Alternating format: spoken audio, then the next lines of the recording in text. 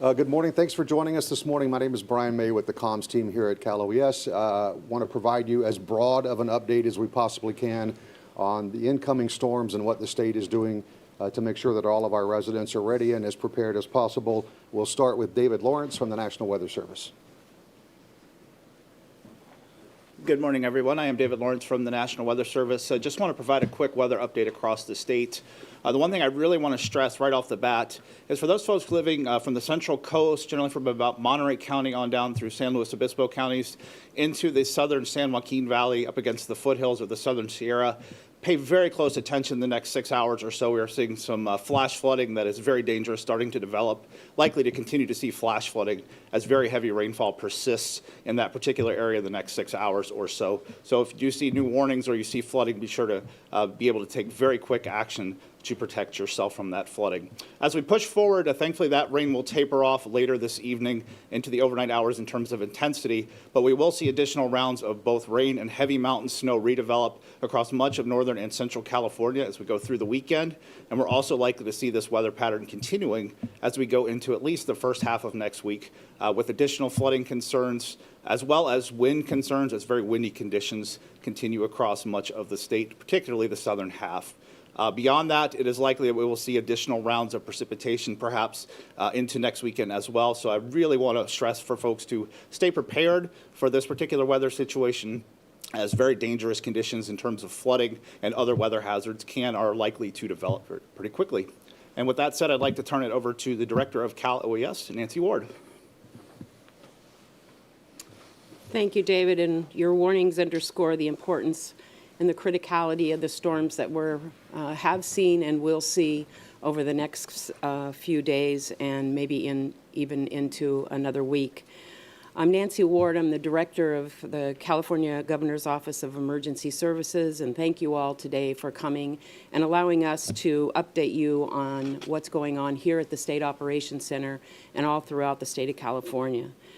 The impacts of the extreme weather that we've been challenged with so far have resulted so far with 15 shelters open in 9 counties, more than 9,400 people under evacuation orders, approximately 54,000 plus people without power, and unfortunately 2 deaths that have so far been confirmed by the coroner's office to be storm-related thus far.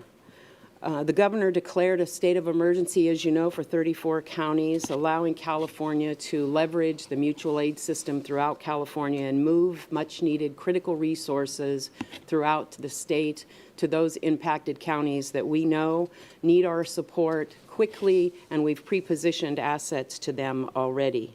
In addition, the governor last night requested an emergency deck from the President of the United States. It was approved this morning, and as you see, we already have our very important partner from FEMA here with us today and can speak to that. The declaration allows us, state of emergency allows us also to be working with the counties to move much needed resources. We've pre-positioned fire resources, hand crews, high water vehicles, search and rescue teams, all to those areas that we have coordinated through the National Weather Service and our folks at DWR to have the most vulnerability with overtopping of flood stage meters. We've also maintained close coordination with our local governments, again, for advanced planning. So not only just with what we are seeing coming today, tomorrow, but also what may hit us on Tuesday of next week as well. We appreciate all of the state support that we are getting from all of the folks and many more, quite honestly, that are state agencies, our federal partners, private agencies, that we lean on heavily in these times to be able to scour the state with much needed resources so that we can minimize the unmet need from the counties that we know will be hit and vulnerable to these ongoing storms and flooding. But we want to remind Californians, as always, that they have a responsibility to prepare for themselves and to ensure that they're safe. And that's to sign up for their community's warning systems, learn more about calalert.gov. If you're told to evacuate, please do so as soon as possible. Never drive through barricades or road closures. Never drive through water that you don't understand what the depth of that water is. As we've talked before, 12 inches of water can float an automobile.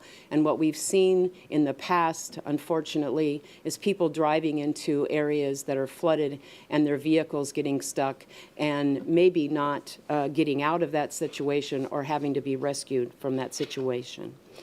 And as always, please help your neighbors.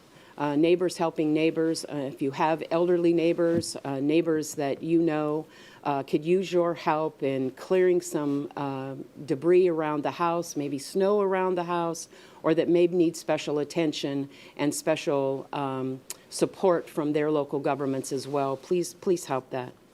And with that, I'll hand it over to Deputy Director of the Department of Water Resources, John Pash. John? Thank you, Director Ward, and thank you for that message. You know, those small acts of service from neighbors do add up, certainly. And so the mission of the Department of Water Resources is to sustainably manage California's water resources to protect the human environment and in public safety. And our role is pretty broad when it comes to high water events like this. We have a regulatory role with dam safety. We operate the State Water Project. We help to manage the state's groundwater. And we also have a role in flood management, which is certainly active during this active weather pattern. Our efforts during the current storm response include the weather and hydrologic analysis and dissemination, coordination among reservoir operators and flood managers, and technical and direct assistance to meet local and county needs coordinated with Cal OES. And these efforts are led primarily out of the State Federal Flood Operations Center here in Sacramento in tight coordination with Cal OES, the California Nevada River Forecast Center from the National Weather Service and Sacramento Weather Forecast Office, and the U.S. Army Corps of Engineers. I want to commend the local and county flood and emergency managers for being proactive. A lot of the measures, flood fight measures that were put in place in January remain in place and will prove effective during this active weather pattern here in March.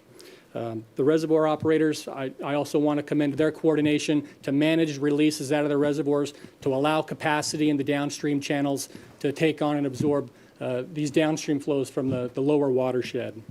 This work is vitally important and will continue throughout the spring as we manage what we all are aware of is the state's really significant snowpack in the High Sierra.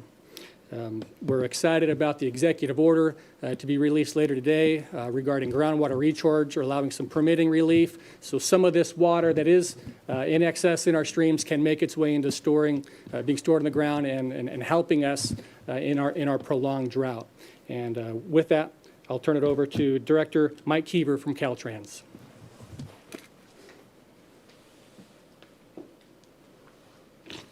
Yeah, thank you, John. Mike Keever, Caltrans Chief Deputy Director. And, you know, directly on the heels of historic snowfall in the Inland Empire and in other areas, we're hit with now multiple atmospheric rivers. This heavy, warm rain combined with accumulated snowfall is leading to the risk of flooding, rock and mudslides in the burn scar areas, and again, heavy snowfall in the higher elevations and over the passes, increasing the likelihood of road closures and avalanches. And so we're asking the public to please limit non-essential travel during the peak of the storm. But if you must travel, please stay aware of the situation. We encourage you to go to the Caltrans website or use your smartphone and go to the app and check Quick Map before you leave and understand the situation during your travels. When you're out there, we're asking that you please slow down, allow plenty of time to reach your destination safely. Visibility may be limited, the roads be slick, snowfall and slush, and again, accumulated water as the higher rain elevations melts some of the accumulated snow. During the storm, you'll see many Caltrans crews out there working on the roadside and the highways. Please move over to allow the crews, the CHP, emergency responders to do their work and to keep you safe and the roads open. We'll be doing everything we can to keep the highways open, but public safety will be our #1 priority. If there is a closure, as Director Ward mentioned, please do not go around the barrier. It is there for your safety, and we will pick it up as soon as it's safe to do so. We already have pre-positioned equipment around the state at critical locations preparing for multiple hazards. So flooding, slides, snow. We have more than 4,000 Caltrans crew members working 12-hour shifts around the clock to quickly respond to emergencies and take preemptive steps. We've worked with the construction contracting industry, and they're ready to step in the moment we ask them to help us respond to this event. Our crews are out clearing drains and culverts, removing downed trees. Weather Service mentioned the high winds and the saturated soils. When we're monitoring bridges as the river levels rise, working with the information with the Department of Water Resources and others to monitor flooding on the roadways. Some regions have received between 15 and 45 feet of snow. And our crews are out there conducting preemptive blasts to better manage unpredictable avalanches in some of our critical mountain areas. Many of our field staff have been working almost continuously during these winter storms since late December. So far, Caltrans has plowed 3.5 million miles of roadway since the beginning of the snow season. We've removed 45 million cubic yards of snow this last month alone. That's enough snow to fill more than 100 Rose Bowls. We're out there working to keep things moving, to keep you safe, and we ask that you remain vigilant during these storms and don't travel if you don't have to. Thank you.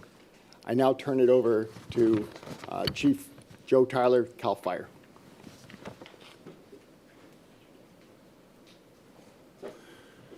Good morning. My name is Joe Tyler. I'm the Director and Fire Chief at CAL FIRE. CAL FIRE is there to support the California Fire and Rescue Mutual Aid System and to support the people of California. CAL FIRE is currently supporting 26 different incidents with 39 mission taskings in 16 counties in the incorporated city of South Lake Tahoe. We support with up to 47 hand crews in cooperation with the California Department of Corrections and Rehabilitation, the California Conservation Corps, and the California Military Department. We have multiple fire engines, heavy equipment such as bulldozers, helicopters that are feeding livestock on the North Coast, mobile kitchen units to support our emergency responders, and specially trained incident management personnel supporting emergency operations centers in the state. Our command centers across the state are seeing an increase in call volume for calls of service to 911. We make sure that we have resources that continue to be available across the state of California and all the counties, including air rescue helicopters in cooperation with our other partners as well. As said earlier, please be aware of erosion and mudslides from burn scars over these last few years. And lastly, I ask that you please heed the evacuation warnings of your city and county officials, your local, county, and state law enforcement, of their warnings to evacuate for the safety of yourselves and the safety of our first responders. With that, I'd like to turn it over to Chief Charlie Sampson with the California Highway Patrol. Thank you, sir. Good morning, everybody. The CHP is currently monitoring all the incidents in traffic safety and public safety within our 8 field divisions throughout the state. The most important thing that I can express today from the California Patrol is exactly what Director Ward and everybody up here mentioned today, is heed those warnings. It's so important, especially on our roadways. Our roadways are getting flooded, and they're getting flooded by a large amount of water. We're seeing a lot of incidents where individual drivers believe that they can drive through these flooded roadways, and they get stuck and create secondary problems for a lot of our first responders. Our first responders and many of the emergency management personnel standing up here today are doing an incredible job throughout this storm system and those previous storm systems. But please, from the California Highway Patrol, please slow down. Make sure you're wearing your seatbelt, your child are restrained correctly. Make sure you have a go bag in your vehicle so that you're prepared in case you do get stranded. Have an extra blanket in there. Have some food and water, and make sure that you take, if you can, an extra battery for your cell phone so that when you are in trouble on the roadway, you can call 911, and those emergency responders can get to you in a timely manner. So thank you very much, and please be safe out there. And for that, I'd like to turn it over to Colonel David Kaufman. Thank you, Chief Sampson. I'm David Kaufman with the California National Guard. Your California National Guard is supporting this response effort with a total of 36 high water vehicles at this point. We've activated the soldiers and the teams to operate those vehicles. Moreover, we have aviation assets that are available to help respond to this effort. With that, I turn it over to Ms. Kim Johnson, is the Director of the Department of Social Services. Thank you. Thank you. We have mobilized much of the California Health and Human Services Agency to continue to respond to the storms. And as you mentioned, you heard from Director Ward, we have several shelters currently open. In addition to that, the Department of Social Services has pre-positioned assets in 8 counties to be able to quickly stand up additional shelters with our local county partners and the American Red Cross as needed. The team at the Department of Public Health is proactively engaging with healthcare partners in areas that are most likely to be impacted to ensure they can both maintain operations and have sufficient capacity. The California Department of Aging is working with local Meals on Wheels and other local service providers to distribute meals to those in need. And we continue across California Health and Human Services Agency to support vulnerable populations, those who are homeless or unsheltered, older adults and those with medical vulnerabilities, people with disabilities, both visible and invisible, people residing in our congregate settings across the state. We've continued to engage with statewide partners to ensure we are collectively preparing and sharing resources together and addressing any unmet needs. As you've heard today, there are things that each of us can do to be prepared, including preparing for ourselves. We encourage you to visit CalHHS's website, chhs.ca.gov, to download a template so you can personally create your emergency plan. This is especially important for those who have access or functional needs. Again, as you've heard, please check on your neighbors. Connect with the older person in your life and others who might need additional assistance. We are simply stronger together. If you're concerned about the well-being of a loved one residing in one of the long-term settings across the state, we encourage you to call the statewide long-term care ombuds crisis line, which is available 24/7 at 1-800-231-4024. And again, this is a lot for all of us to continue to absorb. We can be easily overwhelmed. It is okay to ask for help. We all need help sometimes. So we encourage you to reach out to CalHOPE, where you'll have peer counselor to listen with compassion and support. That phone number is 1-833-317-HOPE or 4673.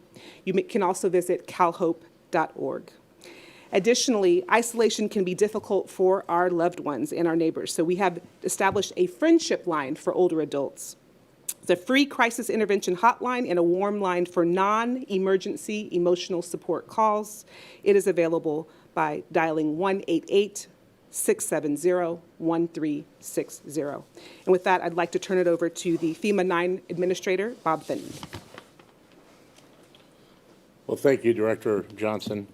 I'm glad to be back here at Cal OES and working with such a distinguished team, and what a great partnership we have with not only Cal OES, but all the state and federal agencies. Going back to earlier this year as we responded to the winter flooding, as we continue to work on the recovery from those individuals, and now as we face new snowstorms and floods, that partnership continues. We've moved a team up here to OES, yesterday underneath the governor's leadership. Newsom requested a emergency declaration from the president. The president this morning granted that declaration for 34 counties.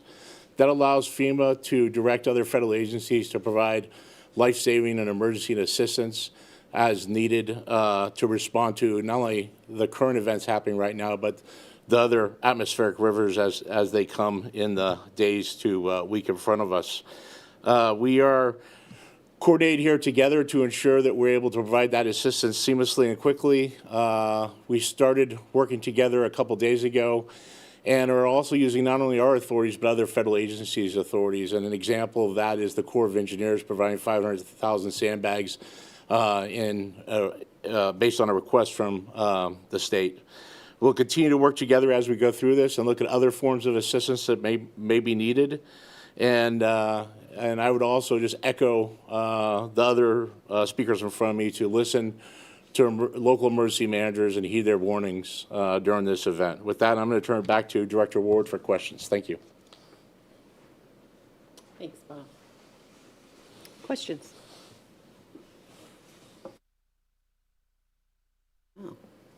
Director Ward, how would I knew there couldn't I'll be be no- that person. How would you respond to some, especially in the Inland Empire, who say that a lot of this action is happening later than I guess some would have liked?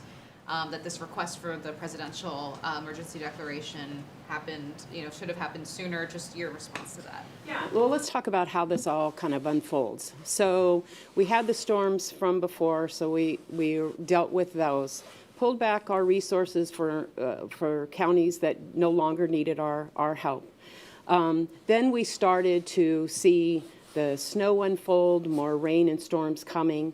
There was a lot that was pre-positioned. There was a lot that was moved out to counties, including San Bernardino, pushed, quite honestly, without them requesting our help. We pushed resources to them. But we were able to do that under the mutual aid system that California enjoys, quite frankly, and without needing any additional help from the federal government. And as Bob Fenton mentioned, once we started taking things out of our warehouses, once we started needing sandbags, then basically we started to ask for direct federal assistance, what the governor did last night, and so that we can tap into a broader range of federal agency support, people, equipment, technical assistance, stuff like sandbags, generators, those kinds of things. And there's a debate, I know, out in the local governments many times when we don't jump right to a major disaster declaration. But given all of what's going on, all of the counties who are right now really doing life-saving, life-sustaining, critical, essential response, we don't have the time to have them divert those efforts to accumulate the kind of damage estimates that we are going to need to get a major disaster declaration from the federal government. FEMA's policies for California, one, our costs have to exceed more than $70 million. Do we think we'll get there? We think we will. But right now, we're concentrating on those essential, critical, life-saving, life-sustaining issues, and we'll deal with the major disaster declaration, which we anticipate to request when we can get to it after we do our critical response. The first major disaster declaration, and I know we haven't gotten to that point yet with this system, but is there an estimate on that damage and the concerns of compounding that with this system? Is your question, do we know what the costs are? We do not know the total costs yet. Okay. Yes, and then absolutely. for Bob, I know the president, and I might be barking up the wrong tree with this question. I know the president is supposed to actually come to California next week, and I didn't know if there was any discussion or concern that the system might throw off that time, that plan at this Any point. information on the schedule? Sorry. Yep. Thank you. Any other questions? Thank you all. Appreciate your time.